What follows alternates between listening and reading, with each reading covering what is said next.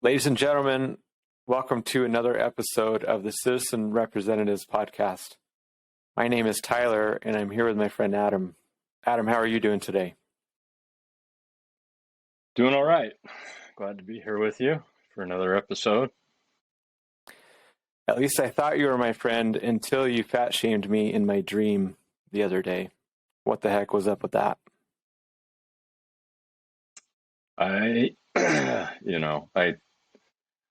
I claim no responsibility for what happens in your dreams, Tyler. That's your business. That's But not I'm how it flattered works. to know that I. No, that's not how, that's my understanding that's not how that works. Things that you do in someone else's dreams, you are responsible. So. Oh, really? I'm just kidding. That's the noon. I'm kidding, of course, but you did make some comment, so I may hold that against you for a little while. Now I'm on a diet. I would never do that. I'm sorry I have entered your subconscious to that degree that you would have a dream like that. I know. What happened was in which I fat shame you. It was very subtle. So yeah, I mean, you were very polite, and so which is, that is you. You were very polite about it. So at least you did it like that. No, I just call you out. What happened was I took some photos for some of both Adam. Well, I took photos of Adam, and then did you take them of me, or was it your wife? Anyway, we took photos of each other because we're creating some new thumbnails for the podcast. And Adam looks all fit and svelte, and I have a little bit extra around the waist, so I was a little self-conscious. So I probably did. It was probably of my own making. Let's move on. Citizen representatives reduces corruption in politics by uniting as legal citizens to elect lawmakers with the iron-clad agreement that they'll vote on bills according to a majority vote by citizens in their district or state. And I think this idea is ready to explode. The idea of bringing back a lot of the responsibility to the actual citizens instead of just voting and crossing our fingers that someone that we elect is going to represent us well and how we want. There's a big recall election today in California.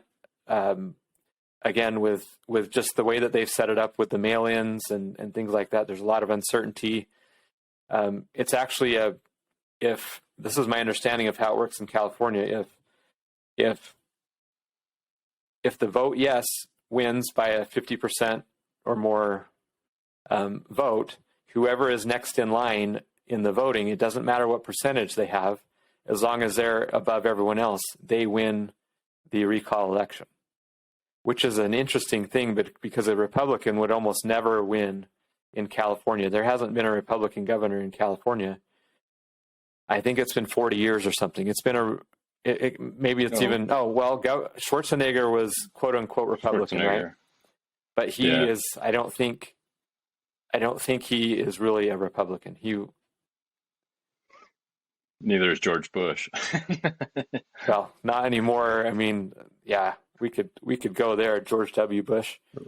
Wow, that's embarrassing. Rhinos abound everywhere. I mean, they've just served up so many rhinos for us lately that. Anyway, yeah. So if we were to be able to vote on things, I think things would turn around pretty quickly. Now, I don't think once this idea gets out there to a large extent that a lot of people are going to be happy with it, especially the people in power. But we'll cross that bridge when we get there. So there has been quite a bit of news just in this past week, and we're going to try to cover some of it and try to make it make sense. I mean, I just can't make sense of a lot of this myself. So we'll try, as we talk through this, let's try to make some sense of this. So there's a new book coming out written by Bob Woodward, who is one of the ones who was involved with the actual Watergate story with Richard Nixon. And so he's been writing that for a long time, but he did come out with this book. And in the book, it's detailed that the top military advisor to President Trump basically undermined President Trump at the time and now it's coming out and it's, to me anyway, it's a really big deal. So let's look at this story. This is from CNN. 2 days after the January 6th attack on the U.S. Capitol, President Donald Trump's top military advisor, Joint Chiefs Chairman General Mark Milley, single-handedly took secret action to limit Trump from potentially ordering a dangerous military strike or launching nuclear weapons, according to Peril. First of all, why would he launch a strike? You think that he was crazy enough to launch a nuclear strike to remain in power even after the election that I believe was fraudulent, but that's neither here nor there. That nobody, I mean, how crazy is that? They're saying that President Trump was a crazy one, but he was going behind his back to try to prevent this. How do we make sense of that? No, it's just Trump derangement syndrome, right? Anything you say, you just blow it up and make it as hyperbolic as you can, and it becomes truth because people, or it becomes plausible, I should say, because people believe that Trump is just that ridiculous, that crazy, crazy, that vindictive, whatever. And yeah, but there's absolutely there's no basis for such a claim. So it says, in response, you never know what the president's trigger point is, okay? In response, Milley took extraordinary action and called a secret meeting in his Pentagon office on January 8th to review process for military action, including launching nuclear weapons. Speaking to senior military officials in charge of the National Military Command Center, the Pentagon's war room, Milley instructed them not to take orders from anyone unless he was involved. So now he's effectively cutting President Trump out, and he would block any orders that came from President Trump. And there was actually a part in here where they talked specifically about that. And let me find it. It was about the Afghanistan withdrawal.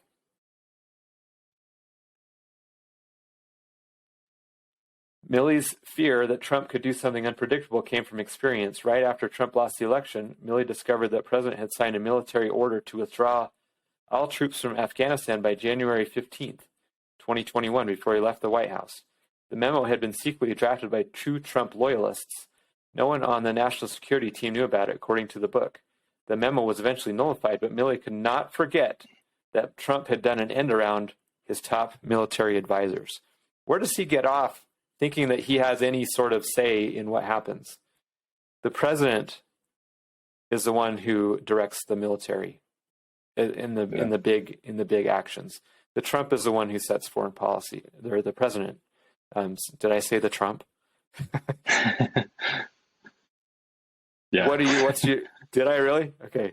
Now I'm hallucinating things. What's your take here? Why? I mean, is it just Trump derangement syndrome again? Do you have anything else to say about that?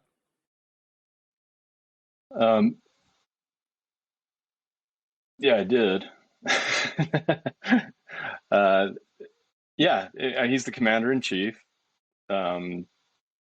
Everyone serves at his behest, and they don't get to make policy. If you really have a president that you're worried about, you have this thing called, is it the 25th Amendment, right? And there's a formal way to go about that process to try and get a mentally incapacitated president out of, or some other, for some other reason than just mental acuity, that you can get a president removed from office. But that requires a formal process. So this backdoor dealing and subterfuge, that's just not okay. And it's what people have been saying for a long time, just how deep state we are in this country, and some of these institutions that we honor and revere, these intelligence and military institutions, have become so corrupted with politics, the same way that all of society has become. So much of what was talked about during Trump's tenure was that he was changing the norms. It was the norms. But he was just doing things that were normal, to me anyway, like normal and like correct actions many of the times. He didn't do everything perfectly right. But it was actually the people behind the scenes who were changing all the norms and doing things that should never have been done. This is where I think it crosses into pretty dangerous territory. Further down, Milley's fear was based on his own observations of Trump's erratic behavior. His concern was magnified by the events of January 6th and the extraordinary risk, quote unquote, the situation posed to U.S. national security, the authors write. Milley had already had 2 back-channel phone calls with China's top general, who was on high alert over the chaos in the United States. So he's talking to the China generals, and I believe later on in the article it talks about how he would tip them off if there was actual actions planned toward China. Now this borders, I don't think it even borders. I think this is treasonous, and I don't say that lightly. Like, China is, like, we're trying to be nice to China, but they're kind of a geopolitical foe in a way. And there's the United States, and China is possibly a second in power in the world. And now we're going to give them a heads up when we have something planned. Like this would be as if, in World War II, we're going to give Japan a heads up. Hey, we're going to do this to you, or Germany, or whatever. Hey, we're going to, regardless of what's going on, that's not okay. You were going to comment. No, it's absolutely treason by anybody's definition. The problem is that you read all the headlines, and instead Milley's getting praised for reading the situation correctly and understanding the danger that the country was in after, this whole January 6th thing. And he took action where action was needed. Well, no, he was engaged with enemy number one of the United States. Now, if we reverse that, and if a general at the Pentagon had done that same thing in contradiction to what a Biden administration was trying to do, to try and undermine a Biden administration, do you think for a minute that the media would let that go and not see that as treasonous? Of course they would. So here we go with hypocrisy again. So what's interesting, all of this is interesting, but if you recall, I think his name was Colonel Vindman. He was one of the ones who was behind one of the impeachments of President Trump. And he was kind of a weasel, and he lied about being the whistleblower and things like that. He was blasting General Milley on this. So even when you even have kind of this weaselly little figure who undermined Trump, doing some of the similar things, going around and lying about things that were happening, when you have him blasting you, you know that it's really bad. So it says further on, Woodward and Costa also write that some might contend that Milley overstepped his authority and taken extraordinary power for himself, but he believed his actions were a good faith precaution to ensure there was no historic rupture in the international order, no accidental war with China or others, and no use of nuclear weapons. Okay, Trump was mostly bluster. Trump, for everything that he did, he had the worst hiring that I've ever seen anywhere. I mean, so many of the people that were close to him were lying backstabbers. And, they say keep your enemies close, and I don't know what the saying is, but he had a terrible knack for keeping people around him who would help his agenda. There were very few people who actually pressed for him, and everyone else who did, they did so begrudgingly. And another twist on this, Milley was one of the ones in charge of the Afghanistan withdrawal. And of course, we left behind some $80 billion worth of helicopters and airplanes and technology, and left in the hands of in the Taliban, basically. Well, the Taliban has since made some deals with China, and now many people are speculating that China is reverse engineering all of these things. And so that now people are speculating, this is pure speculation, that General Milley, of course, had a plan on that, and he's like, yeah, well, now he's helping his China friends again. So there's another angle where he's actively, whether he thinks or not, helping the Chinese. Yeah. Yeah, it looks bad. It looks bad under normal circumstances, but you're living in 2021. So yeah, we're trying to make sense of this, and I don't really know how to even talk about this intelligently, besides just throwing up my hands and going, I don't know what's going on, but it sure doesn't make sense. Anyway, let's see if I covered everything. Oh, and Nancy Pelosi was involved. He and Nancy Pelosi, Milley did, talked about this, and she was in on kind of the shenanigans and keeping the nuclear football away from Trump, so to speak. And it's just so funny that these people, just like the Vindman character and him, think that they are the foreign policy setters, that the Pentagon is the ones in charge, that the quote unquote deep state, they think that they're the ones actually in charge. And in many ways they are. This is one of the big holes in the Constitution that I think if it were rewritten in the beginning and they were able to see what happened in the future, they would have cut that off right at the beginning and put some sort of limit in what can happen. And I don't know specifically what they would have done, but there would have been something that they would have come up to try to prevent this. And I think if we had actually been following the Constitution as it was written, with taxes and not getting involved in education and healthcare and everything else, the size of the government would be a quarter of what it is now, and it wouldn't be a big of a deal. Switching gears, going to more COVID garbage. We always have to talk about COVID stuff because that's the only thing that seems to be going on in the world. And Dr. Fauci was nominated for People's Sexiest Man of the Year.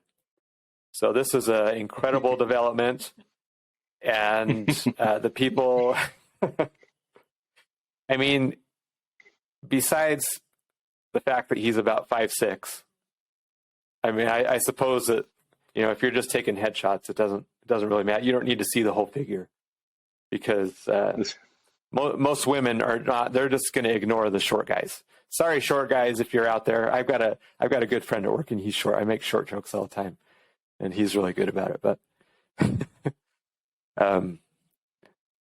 so are we just over the culture? Like, is this just the end? Like, now we're venerating people who give us false medical advice and try to take away our liberty, and perhaps as one of the this person had a huge hand in the deaths of millions of people in the world. Yeah, I mean the equivalent would be that the Tyler and Adam podcast is, the greatest podcast on the face of the earth right now. With millions of viewers and, they're, just an endless humor and insight. Okay, it is those things minus the viewers. Minus the viewers, it is those things. I stand corrected.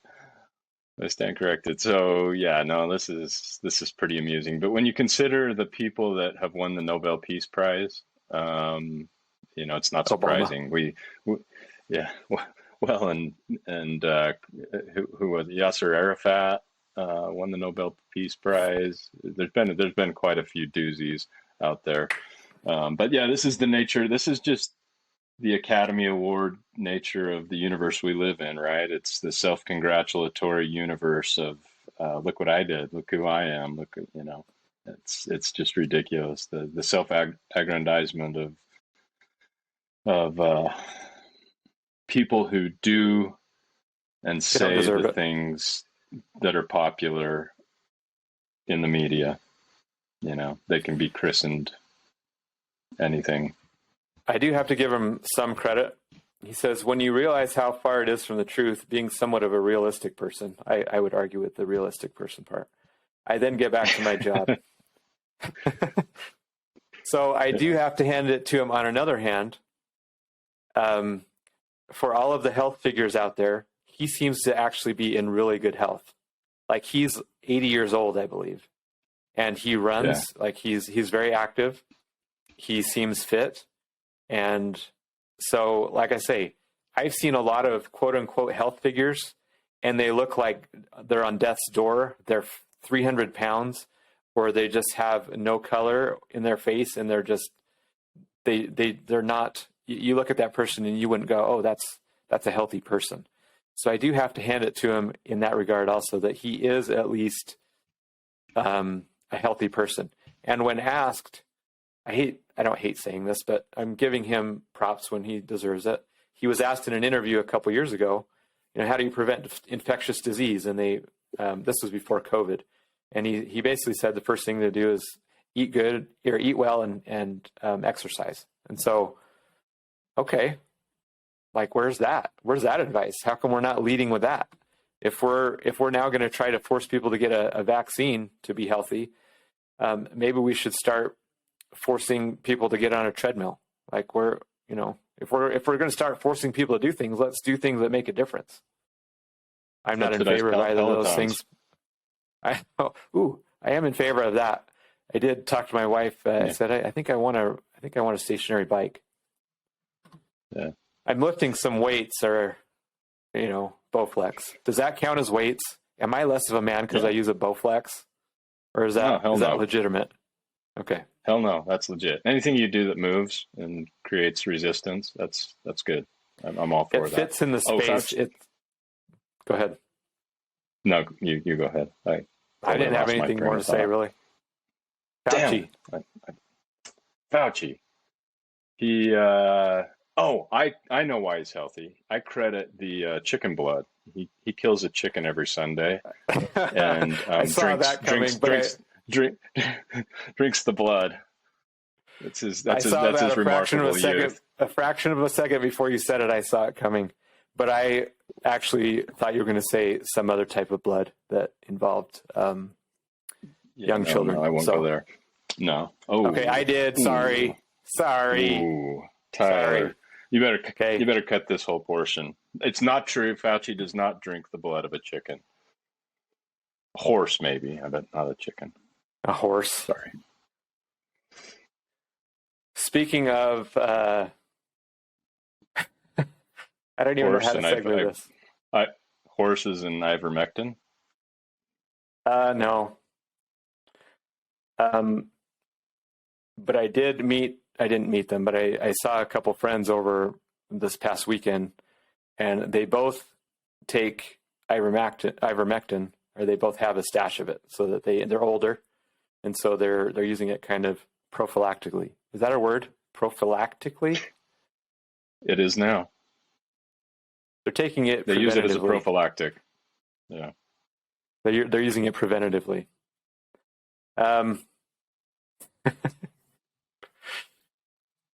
Okay. I'm just going to read this tweet. This is from Nicki Minaj.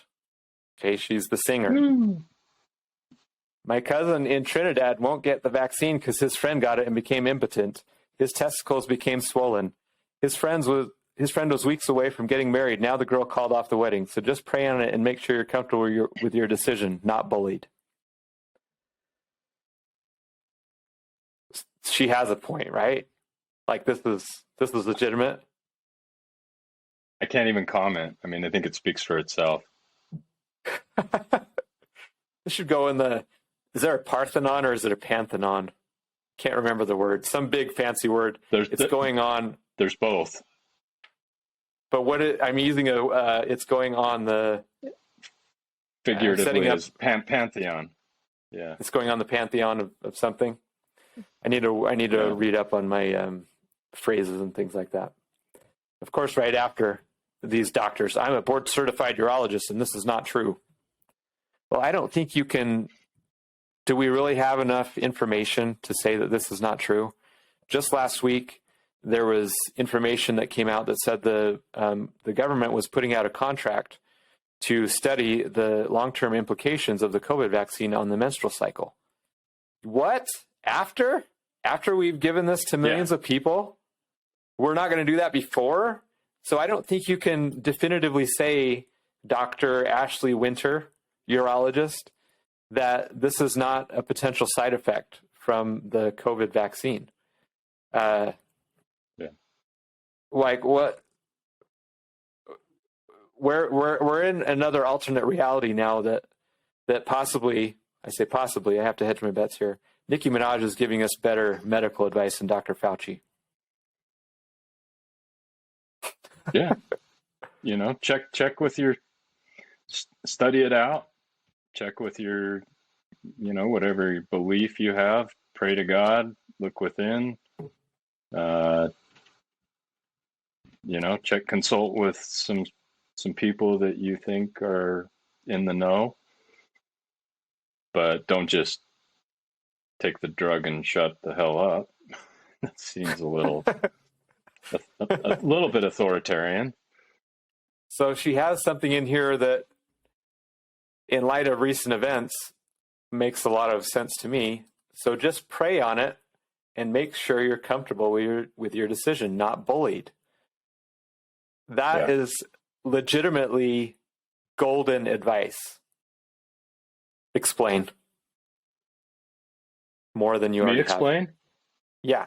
Oh, let's see. Well,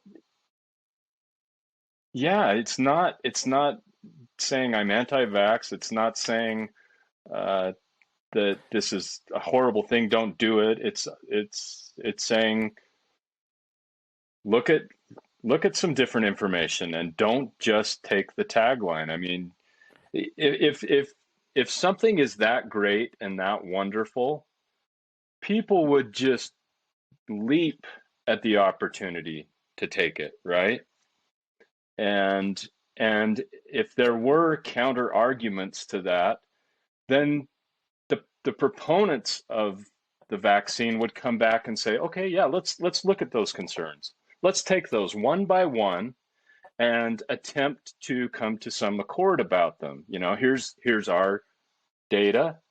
Let's check our data against the things that you're seeing from other sources, instead of, oh, that's just misinformation. Dismissed. We don't even need to argue it. It's already been, Lord Fauci has already anointed this vaccine as the greatest savior since Jesus Christ. And so take the drug and shut the hell up. The advice can also be applied to Nicki Minaj, so many other areas. Go ahead. Yeah, and I was going to say, Nicki Minaj is just saying, look, don't be bullied by these campaigns and this idea that other points of view are somehow constitute misinformation. Misinformation that's just a convenient, lazy way to get out of having a real discussion and a debate about something, and in the process try to allay fears or concerns that really reasonable, rational people may have about the vaccine. So much of what I see that's labeled as misinformation is not usually misinformation. It's just a different take of different numbers, a different point of view.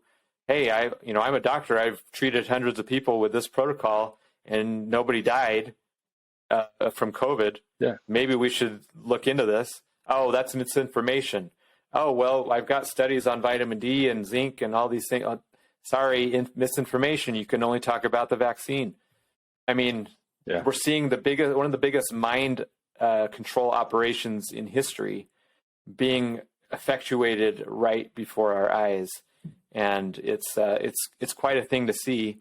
It's quite a thing to see people that you love and care about swallowing it hook, line, and sinker. Now, I mean, what she says here. So just pray on it and make sure you're comfortable with your decision. not bullied. That can be applied to so many other things, not just the vaccine. So I was saying this is gold. I really think this is a good advice that we've kind of talked about before in a number of different ways, that people use peer pressure and the science and the doctors, and they use these people who are in positions of authority to try to get you to do something that you probably wouldn't do otherwise. And so it's a really big thing, and I think that's the Nicki Minaj story. So her cousin's friend's testicles became swollen. Now that then she went off. So she got called out by the media. The media, again, was telling lies. They were things that were factually inaccurate about why she wasn't going to go to this Met Gala that we're going to talk about in a minute. And so then she's being kind of red-pilled, so to speak, right now as we read this. What were you going to say? Oh, a million things. Yeah, no, she's a media darling too, normally, right? So when she comes out and says something like this, but I was going to go back to the misinformation thing. Really, it's just missing information. More information is always better. And if it is actual false information, then demonstrate that. Let's have that argument. Let's discuss that. But it has become, they don't even have to say it's false information. They just say it's misinformation, which is misleading. This is what people are, there's bound to be some false information for sure. But, misinformation, that's a complete mischaracterization of what's going on. Misinformation is actually missing information. It's missing from the discussion. So rolling on to related things, Joe Biden, who is acting as a leader in the United States right now. He's acting that way. People are actually telling him what to do, but he came out with an executive order, and the executive order, I believe, is an executive order, or at least it was some sort of decree from the king. Businesses with 100+ employees must mandate vaccines in the workplace or weekly negative tests for people to work there. Now, I don't know where he gets off thinking that he has the capability or the power to do this, but he's going to try. And so there's a lot of buzz at work about this right today, because I work for my workplace employs a lot more than 100 people. And so everyone's really worried about it. And I'm just hopeful that it gets shot down in the courts, that enough people just say, no, I'm not doing this, make everyone fire them. There's already a huge demand for employees. There are huge labor shortages everywhere. You have people walking out, it's going to cause a lot of problems. The economy is going to come to a screeching halt even more than it is. You have stories that are coming out of upstate New York where certain hospitals are not going to be delivering children anymore because they don't have staff, because they refuse to get vaccinated. And so they either quit or are being in the process of being fired. So what are we to do with this? Is this just one of those other things that Biden does that he knows is unconstitutional, like the eviction moratorium, and that he literally said for that one, I know this is probably not constitutional, but I'm doing it anyway? Is this just one of those things that he's trying to see whatever he throws to the wall sticks, or is there more going on behind the scenes, or what? I think it's a lot of that.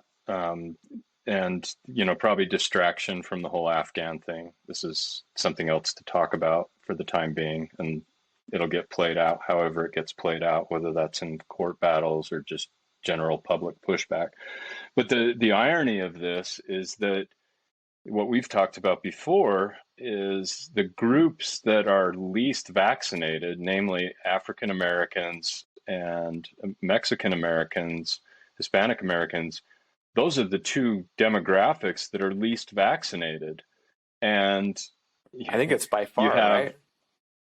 by quite a bit. And so what's the implication of that? You have this great liberal machine that is always, talking about, well, that's not even equality anymore. Now it's equity, whatever that means. But you have these discussions, we're the great liberators of, and the great social justice warriors. We fight for minorities. And here they are implementing something that is going to be most affecting of the very people they pretend to want to help protect their liberties, etc. So it'll be interesting to see how groups like the ACLU, what they do with this. I don't know if they've made any statements yet. Therefore, but that would I've seen some commentary about the ACLU specifically, about people saying because in years past they've been against vaccine mandates, and now they've totally flipped the script. They're just doing whatever their donors tell them to do. It's pretty a sad state of affairs. It's amazing. They keep invalidating themselves by doing this crap. So where does the justification end for vaccines? I may be taking this analogy too far, or because sometimes when you do kind of thought experiments, you try to take them to their logical end, or possibly a logical end.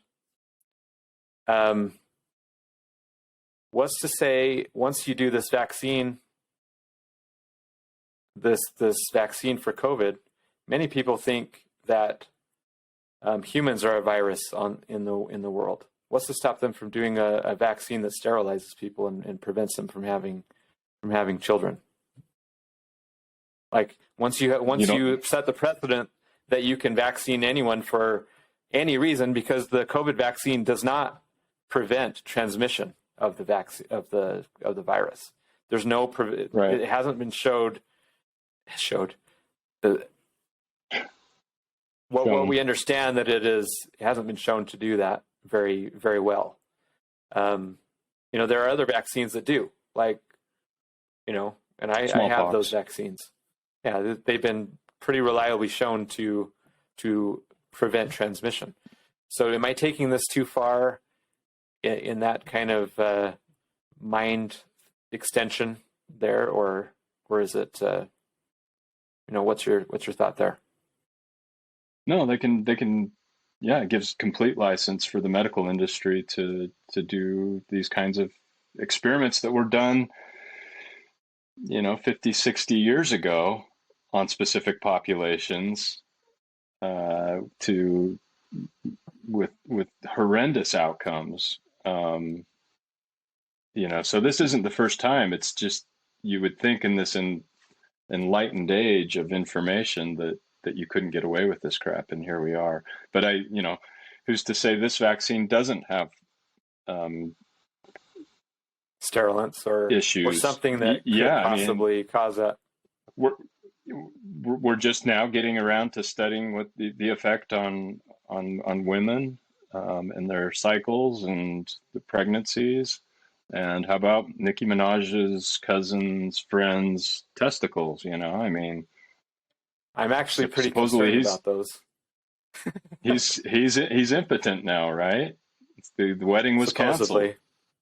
Supposedly, he could have been covering for an STD or something, but that's what I was going to say. It's like, what's to say? A lot of people think that there already are things that cause sterilization in not only this but other vaccines. Well, yeah, the is it the polio vaccines that were given out in India? Supposedly they're finding all kinds of issues with fertility in Africa and India. But there's no incentive to truly study that in an honest way, and there is a huge agenda out there that wants to control. There's an agenda out there. There are people out there concerned about the population of the world, and they can I can understand that, but we need to debate that, and we need to debate the morality of that and how we do meet the demands of population and all the needs of the world. But to do it through shifty little medical experiments, that's not okay. That is not one I'm okay How with. about how about if we do it? How about if go ahead. I was going to say, if you want to do it through industrialization, developed countries, because developed countries tend to become more educated countries tend to populate less. So if you want to go that route, great. Let's encourage economic development in third world countries. I am all for that. But medical experimentation? No, thank you. That is not ethical in God's or Satan's playbook as far as I'm concerned. How about genetically modified mosquitoes spreading things that will make you sterile? Maybe, Bill Gates seems like he's been involved with some pretty sketchy things. He's talked specifically about his concern about the population getting too large. Speaking of the population getting too large and, revolutions, maybe. I don't know how that segue is going to work, but AOC, who is, I think her name is Alexandria Ocasio-Cortez, Congresswoman from New York, wears a Tax the Rich dress to the Met Gala. Now, this gala, is that how you pronounce it, or is it gala? Seems like it'd be gala. Shows you how much that I watch this and pay attention to fashion and things like that.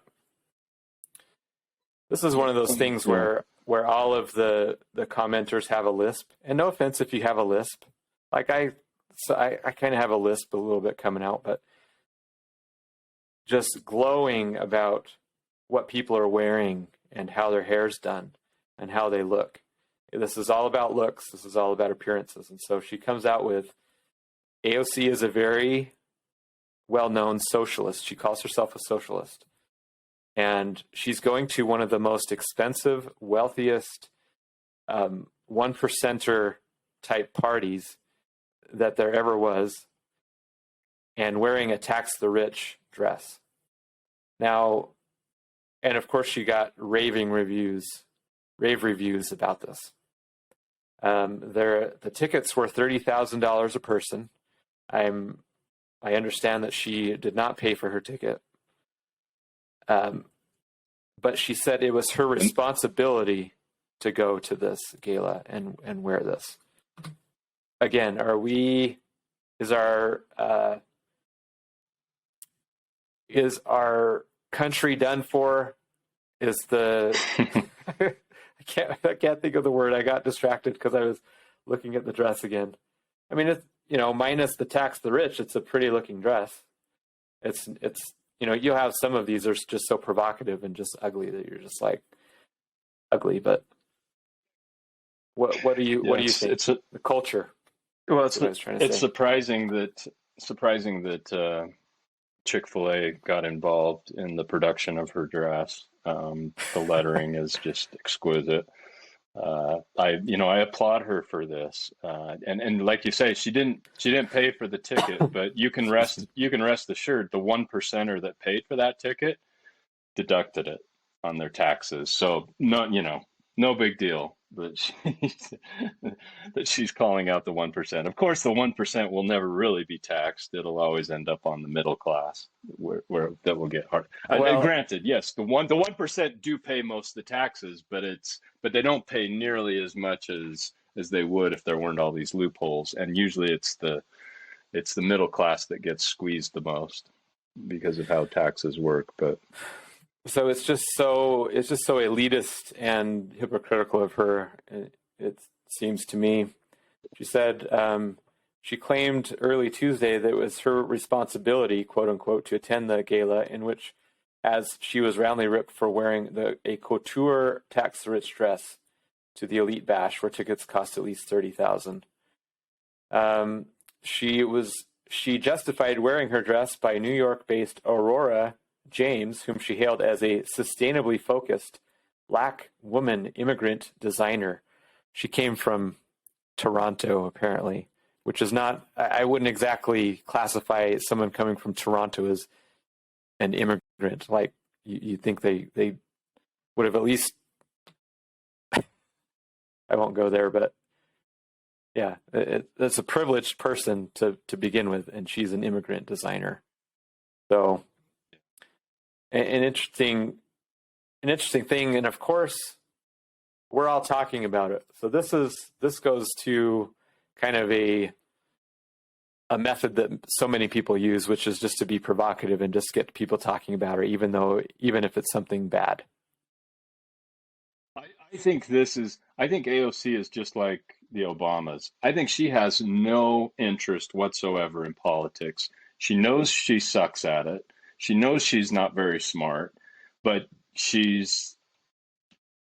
has a brand and she uses that. And I think she's angling for her next job, which will be a Netflix series. I think that's where she's headed. And so this is just, yeah, like you say, this is just stuff to get people talking, get her looking exquisite, in the social, networking socially with big names and big people and big bucks. And she's just looking for her next gig. She likes capitalism. She loves it. This happens so much with the socialists and the communists. They all, they talk down about the 1% and about the leaders of the countries and about the rich and the wealthy and things like that. But they're always trying to get there. And then they use socialism and communism to keep themselves there and everyone out. And that's kind of what always happens with communism and socialism is the people at the top stay there and everyone else suffers. And she's trying to, this is like her tryout to be into that league of people. Because as of right now, I don't know what type of money she's bringing in besides her congressional pay, which is just under $200,000 a year, which, in Washington, D.C. is actually not very much. But for most people outside there, it'd be quite a bit. So I think this is just kind of a tryout for her to become like the Obamas. Because what did they do as soon as they got out? They did this Netflix special and they got paid tens of millions of dollars. They wrote books which were probably ghostwritten, and they get these huge book deals, and those are payoffs for them. And now, they were regaling the rich and the wealthy, and now they have multiple homes and beachfront properties and things like that. Just like Bernie Sanders, he's got at least 3 homes, and he used to demonize the millionaires until the day he became a millionaire, and then it was demonizing the billionaires. But maybe that's just inflation. Maybe he just naturally would have made it there anyway, and it was just natural. Well, everyone's going to be a millionaire. Everybody's a millionaire these days. The middle class, they're all millionaires. No big deal. So of course we're all talking about her and the dress. So the little stunt worked, and whatever. But what my final thing that I want to talk about for a minute, and you may not have seen this because I added it after I do an outline that I share with Adam. We're now immune to actual scandals. The news is so deadened to what an actual scandal is that we are not recognizing. I mean, a lot of people are recognizing the actual scandals, but things that should be focused on are not being focused on. Things that shouldn't be focused on are being focused on. And that's what happened when President Trump was in. So many of his quote-unquote scandals were actually not scandals at all. The whole Russian collusion thing, that went on for several years. And they went through his life with a fine-tooth comb, and they found nothing. And he did a phone call to Ukraine, and they impeached him for that, for something that he was well within his constitutional right to do. I don't remember the other thing he was even impeached for. They were such scandals that people made such a big deal about that. Now things that are actual scandals, like Biden not being able to form a coherent sentence, who's actually controlling him, who's telling him what to do. Every time he does some little press conference or something, there's on the teleprompter it says, "Leave the podium now." And so he reads those type of things, like I'm leaving the podium now, or they told me not to take any questions, or just things that are so off the wall that if Trump said those things once, there would have been a several-week news cycle about them. We have the botched Afghanistan withdrawal. You have a retaliatory strike. We had this bombing from the Taliban that took out 13 of our service members. And then we do a retaliatory strike. Turns out it was a family of 10, and the main people of the family, the men, they were aid workers bringing water and supplies to the people. We're not talking about that? Like, really? Like what else? What else is going on right now that's just so big, that are such real scandals that we're just not talking about them? What's the deal? Yeah, team politics. Team politics is all that matters. And unfortunately, that's where we live. Tyler and I have a chance to talk to a lot of people. This past weekend, we spoke to a lot of good people, and there are, people. There are lots of people who believe in freedom, in the rights of the individual, and the idea of majority rules. People that want to just live and let live. They're doing things. Not everybody can have a huge voice. Not everybody can have a big podium, but we can all do things. And like Nicki Minaj says, we can all not be bullied. We can all stand up. And I think, who knew we'd be quoting Nicki Minaj for words of wisdom this week? But I think those words stand on their own, and she should be applauded for saying it and for sticking by her principles. And we should all do the same. Yeah, that's an excellent point. We've talked so much about media malfeasance and things like that, and there's really kind of a I don't know what the right word is, but there's a cloud of evil, so to speak, over the media right now. I can't remember if we talked about this. There are different areas where evil kind of resides over periods of time, and with the Nazis, there was an opportunity there to bring great evil into the world. And so the evil kind of focused there for a time.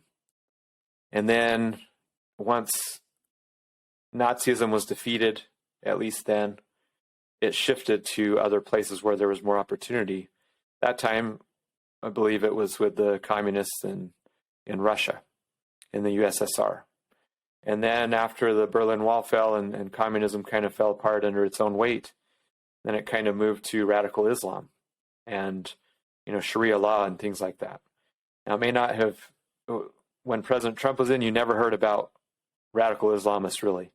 There was, you would hear about attacks all the time under Obama, and then President Trump just kind of really snuffed that out. And so then it kind of shifted, I think, and others think that it is kind of, this cloud has kind of shifted to the media, because they're doing things that are actively undermining people and their ability to make choices, because they're lying to us in so many different ways. And it's not just the blatant lies, it's the leaving out context, or the leaving out of actual truth that's what context is, I suppose. They're leaving out parts of the story that make the story completely opposite of the way that they're portraying it.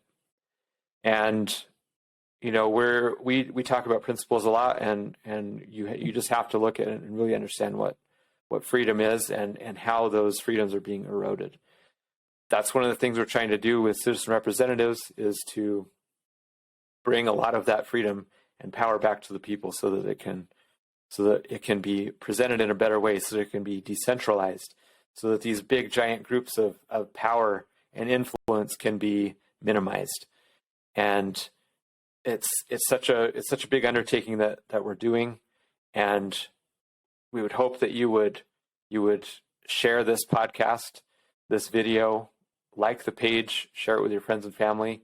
We're getting some momentum. It's going slowly, and we're keeping at it. We know that you just have to, in these types of things, a lot of things don't catch on right away, and it's going to take some sort of spark to get us there. Do you have any last thoughts, Adam? No, just well, I guess yes.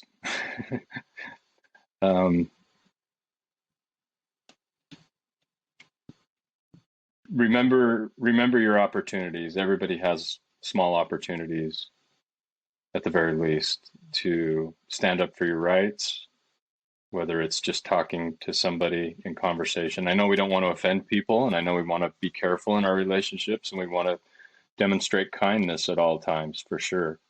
But never be afraid to voice your opinion. Never be afraid to stand up for what you believe in and to explain it. And if it's not well received, there's nothing that you can do about that. But we have to keep putting the message out there, spread the word, and stand up for liberty above all else. In closing, there's no right to not die of an infectious disease. This is an idea that's getting out there, that people have a right to not die of an infectious disease. There's no such thing. That's an inversion of reality.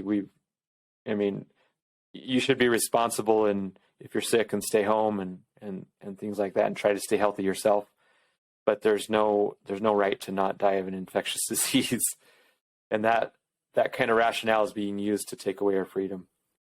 Focus on the freedom. Focus on what it really actually means, and we'll all be better off. This has been another episode of the Citizen Representatives podcast. Please check out our website, citizenrepresentatives.org. If you feel so inclined, please donate. We're available on all the podcast places. We're available on YouTube and Facebook. Again, please like, share, and subscribe. Do all those things. And we will catch you next time.